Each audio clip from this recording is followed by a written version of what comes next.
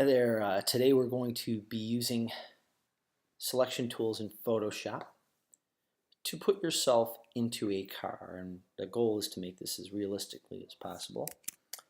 Let's go to the Google Classroom and we'll see what this assignment looks like. It says digitally put your picture into a car using selection tools, layer masks, and alpha channels. Make it look as realistic as possible. So the first thing we're going to do is we're going to size it to roughly 10 inches wide by 7-ish inches high and 150 pixels per inch. The reason we want this landscape orientation is because we want to put this into a slideshow. Alright, so you might have to remove the existing background depending on which class you're in and how much time we have. You unlock that background layer and then you can remove that background. We're going to add a drop shadow under it so it doesn't look like it's floating in midair.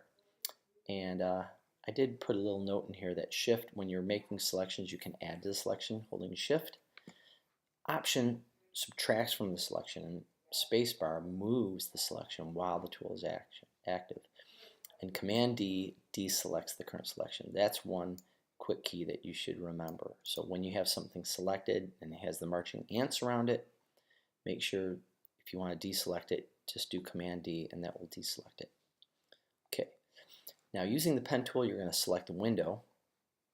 You're going to save this path by naming it window, and then you can right click to make it a selection.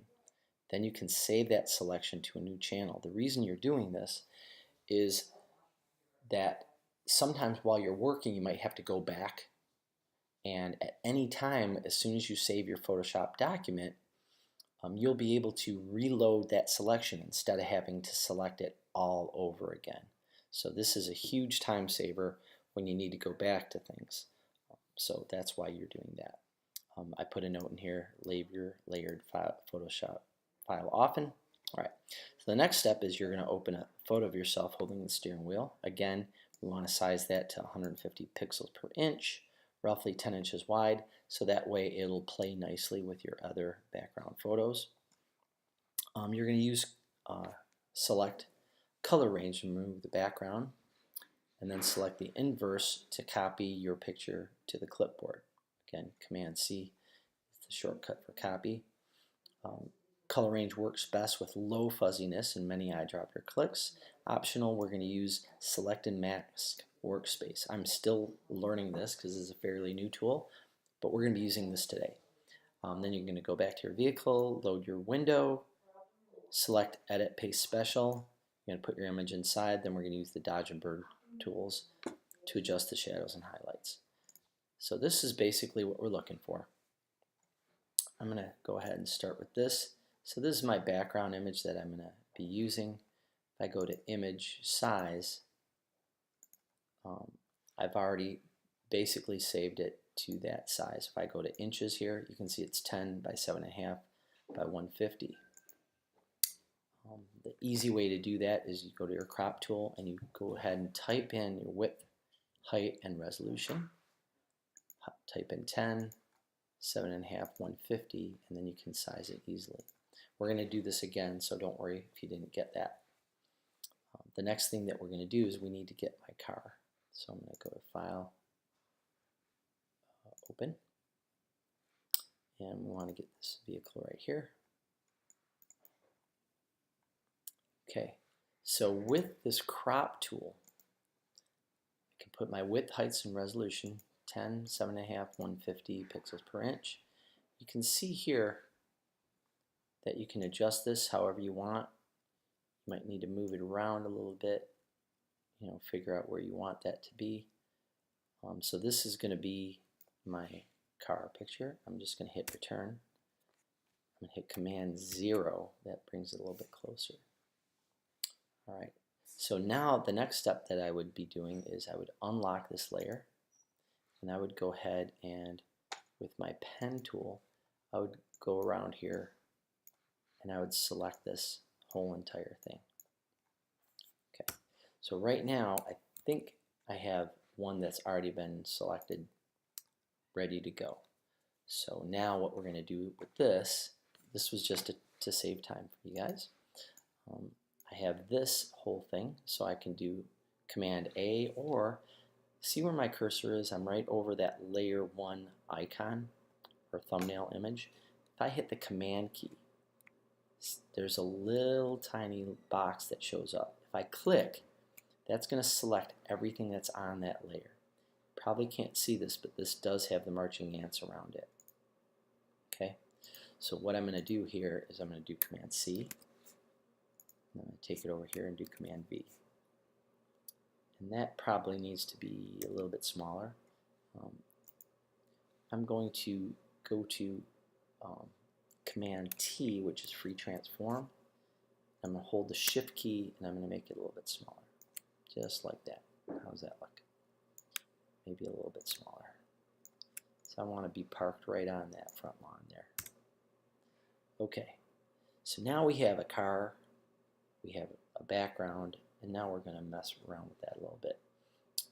I want to, on this bottom layer, I want to make sure that car doesn't look like it's floating in midair. See how that's kind of just floating?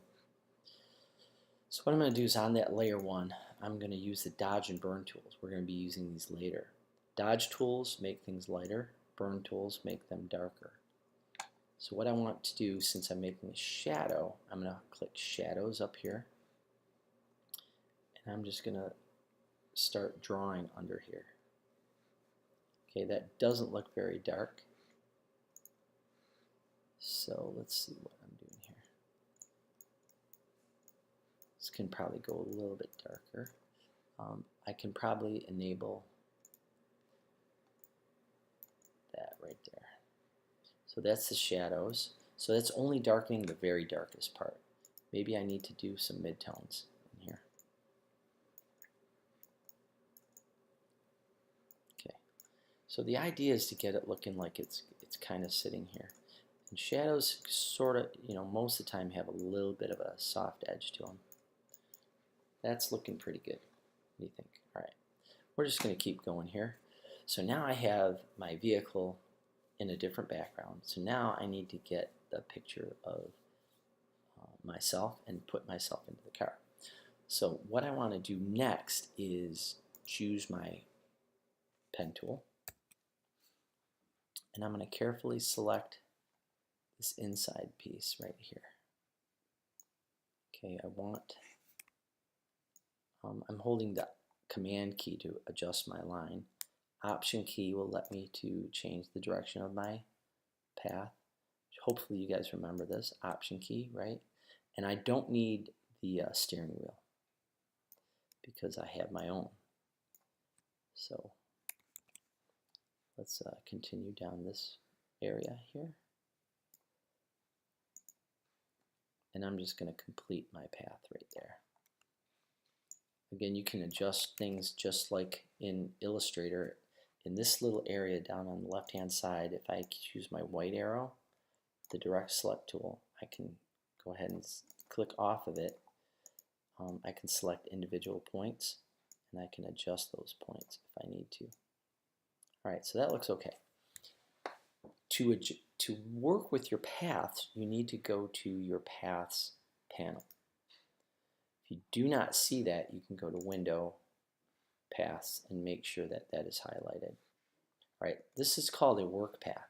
A work path, if you start to draw another line, your first line will disappear. So what you want to do is save it. So I'm double clicking it. I'm going to call it Window.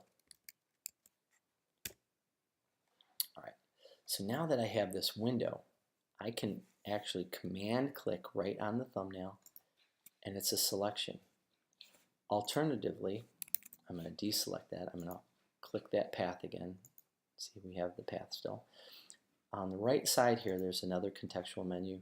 And you can say make a selection. This gives you some other options if you want. If you want to add like a 1 pixel feather to it to make it a little softer edge, you can do that. The next thing we want to do is go to select and we want to save this. So how do we save a selection? Well, we go to Save Selection. What this is going to do, this is going to make a brand new channel. And we're going to show you that in a second. So we're going to say this Window Channel. This is going to make a new channel. Say OK. Now if I look into my channels, we have RGB. You guys know what that is, right? We have red, we have green, and we have blue. I know that doesn't look exactly like red, green, and blue, but that's what it is. If we click on the window, that shows you a mask. I'm going to do Command D to deselect this. So on that window channel, I want to add to this. I want to add to this channel. Now, I don't know if you guys remember how Quick Mask works, but we're working in black and white. Whatever is black adds to the mask. Whatever is white, I'm going to hit the X key to flip these around. Whatever is white takes away from the mask. So what I want to do is I want to use black, and I'm going to use a fairly thin brush. I'm using the brackets, which are next to your P key, and I'm going to add that. Actually, it's a little too fat still. All right. What I'm doing, I'm shift clicking to make a straight line. So I'm shift clicking around the edge of this dot, this rear view mirror here, and then I can fill that in. All right, so I'm just painting basically. But what this painting does is, if I deselect that, if I select that mask, you can see that now I have that selected. All right, and at any time I can go to Select, Load Selection, select my window channel, say OK, and there we are. All right, so far so good. Last step here is to place my picture inside of this selection. So we're going to go over here. No, I don't want that anymore. Don't even have to save that. I want to open up my picture, so I'm going to say Open. You can also right click and say Open in Photoshop. There we go, that's the picture that we want. And I'm going to say OK. First thing I'm going to do is size it down. Again, I already have my width, height, resolution, so I can go ahead and just hit click. I'm going to go to my layers. I need to hit return. I'm going to unlock that background layer. Now I can do the green screen selection, but I'm going to try this. I'm going to go to Select, Select and Mask. Now I'm going to choose this tool right here. This will select areas that I want to make a selection. So if I click inside here, I'm going to get him, and I'm just clicking inside. So as long as you're in this tool, it's going to just keep adding to your selection. If I want to deselect another part, again, just like before, if I hit Option, I can deselect an area. Okay, that looks pretty good. I probably don't need that area. If we preview this here with the onion skin, or preview it with the black, that gives you a good idea. Now see, there's still a little bit of a fringe of that green around me. See right there? So we're going to say white, you can see it too. So I'm going to click over here. We could smooth it out a little bit. Maybe add a little bit of contrast, but I'm shifting the edge. If I shift it to the right, you can see it adds to my selection. If I shift it to the left just a tiny bit, it'll pull it back in a little bit. The last thing I want to do is click this output settings where it says decontaminate color. I want to choose new layer because I just want to put this on a new layer. I'm just going to say OK. All right, look at that. That's pretty decent. It's got a little bit of stuff there, but I'll deal with it. I'm going to choose this rectangular marquee, grab those, Command C. Now here's the fun part. If you don't have that select loaded, you can say Load Selection, Window, say OK, Edit, Paste Special, Paste Into. Okay, see that? Edit, Paste Special, Paste Into. And that didn't work because I was not on the appropriate layer. So let's see what's going on here. Oh, that layer was hidden. We need layer 4. There we go. Edit, paste, sorry about that. Paste special, paste into, and there we are. Now you can see I'm going to choose my move tool that we're a little on the large side. So I'm going to do Command T, which is free transform. Hold the Shift key, very important. Now I can kind of figure out how big this is. I can kind of judge by the steering wheel there, right about there. So something like that. That looks pretty good. I'm going to hit return. Okay, the last step for this is we want to darken this down a little bit. I'm going to go to Image Adjustments, Layer, Levels. And we're going to pull out, we don't really want to pull out any of that. Hang on a second, I've got to get on my layer. This is an important point.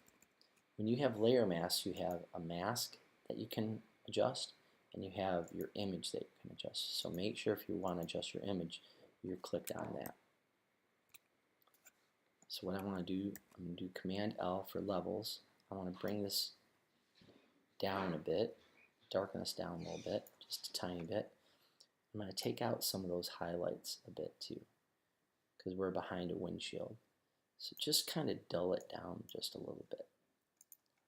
The next step is the dodge and burn tools. So the dodge tool can make things a little bit brighter, like my hand there. And then the burn tool, we're on midtones right now, can darken this down. Now, when you're in a car, the top of your head is going to be much darker than the rest of it. So I'm just kind of brushing across here, like that. If I want to really darken it down, I could put the shadows on, get that a lot darker. All right, and maybe the midtones, I'm just going to lightly dust. I'm going to take my exposure setting down to about here. Just bring us down a little bit.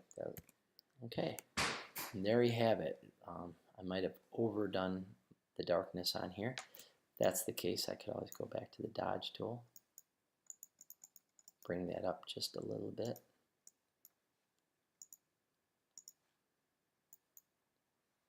There we go. Yeah, you don't want to overdo it. Okay, and that's the end. The very last part, though, I do want to let you guys know. I need to put a license plate on this.